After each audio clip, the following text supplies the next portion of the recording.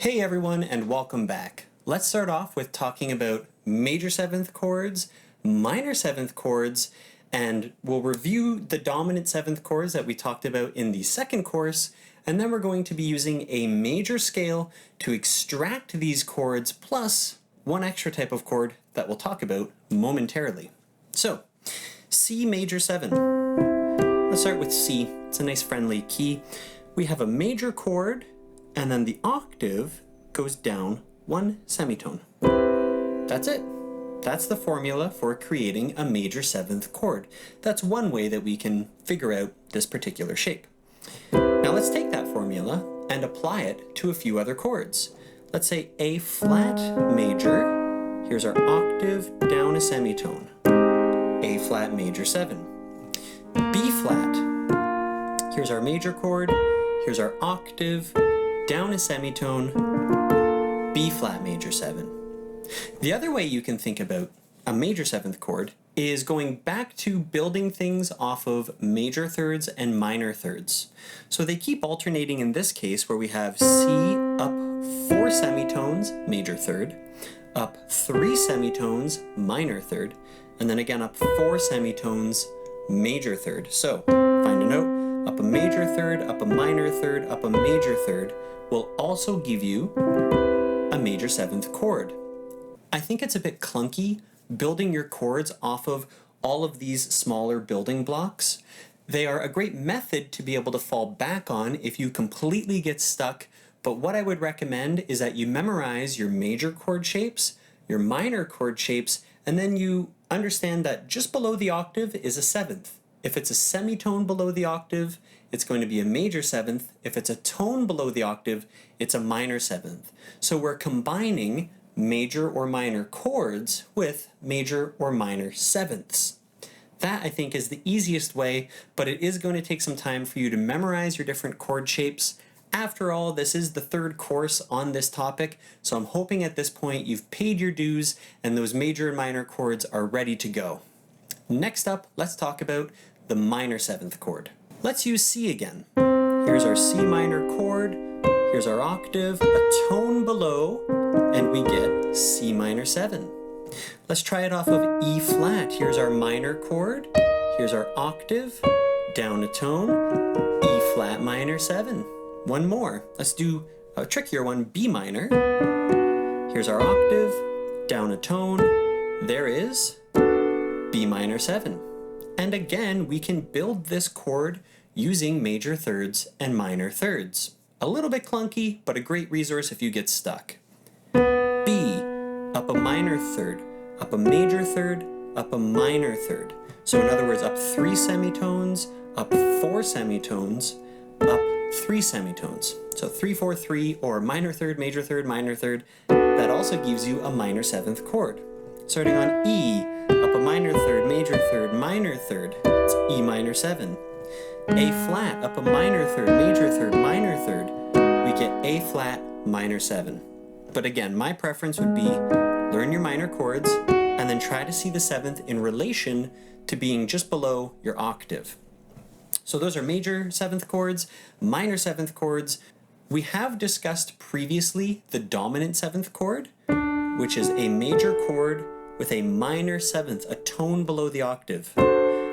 You could think of it again as major third, minor third, but I'm going to stop referring to things in that regard. Again, just wanted to give you another context to be able to think about this stuff. But ideally, major chord with a tone below the octave, there's your dominant 7th.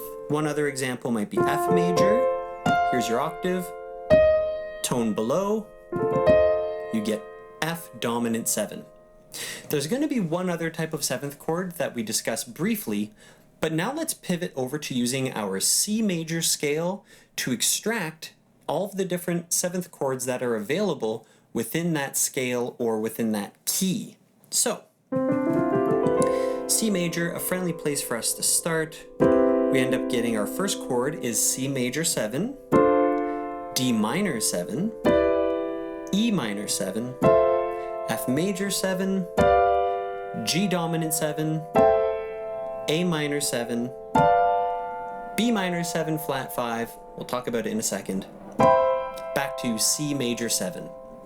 So what is a minor 7 flat 5 chord? Well, remember, a chord is built off of a root, third, fifth, and 7th. So a minor 7 flat 5 implies that the fifth, the third note of that chord, is flattened. So in this case, we had B minor 7 flat 5. There's the shape of B minor 7. If we flatten that fifth, we get B minor 7 flat 5.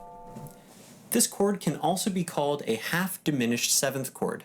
I'll briefly explain why, but in this course we're going to be referring to it as a minor 7 flat 5, and in a lot of jazz charts, pop charts, musical theater charts, that's the term that you're going to see. So let's discuss the half diminished 7th chord, which is the other name for the minor 7 flat 5. A diminished chord, as we've discussed, is built off of minor thirds. 1, 2, 3 semitones, 1, 2, 3 semitones, and if I go another 1, 2, 3 semitones, I end up getting a diminished 7th chord. That's because we have a diminished chord with what we would call a diminished 7th. Here's our octave, down a semitone major 7th, down a semitone minor 7th, down another semitone. We're getting into 6th territory, but if I want to call it a 7th of some sort, you would call it a diminished 7th. So diminished chord, diminished 7th, you get a diminished 7th chord. But in the case of our minor 7 flat 5, or half diminished 7th chord, I'm using the minor 7th, a tone below the octave. So not everything about this chord is fully diminished. It's half diminished. It's a diminished chord with a flattened 7th. Technically, it's not really even half diminished. It's 3/4 diminished, but that's just what they call it. A half diminished 7th chord, and to notate it, you would have a lowercase Roman numeral, a little degrees sign, a superscript circle with a diagonal slash that goes through it. So if you ever see that chord symbol, it's the same as minor 7 flat 5. So I would recommend memorizing those different chords that are available within the major scale.